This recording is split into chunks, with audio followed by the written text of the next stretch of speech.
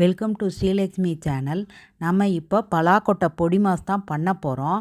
அதுக்கு பலாக்கொட்டை எடுத்து அந்த தோலெல்லாம் உரிச்சிட்டு அதில் தண்ணியை ஊற்றி 1 டம்ளர் 2 டம்ளர் தண்ணியை ஊற்றி நல்லா வேக வச்சு எடுத்து வச்சுக்கணும்.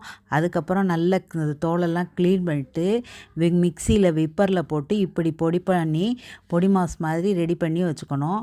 அதுக்கப்புறம் கடாயில் எண்ணெயை ஊற்றி கடுகு உளுந்தம்பருப்பு எல்லாம் போட்டுறணும்.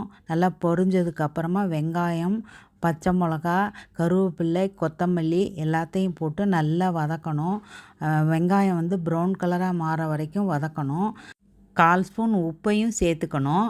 அதுக்கப்புறம் விப்பரில் போட்ட இந்த பலாக்கொட்டை பொடி மாஸ் எடுத்து சேர்த்துக்கணும். மஞ்சத்தூளும் பெருங்காயத்தூளும் தூவிக்கணும். அதுக்கப்புறம் தேங்காய் பூவை துருவி போட்டு அதை நல்லா கிண்டி இறக்கிடணும். பலாக்கொட்டை பொடி மாஸ் ரெடி.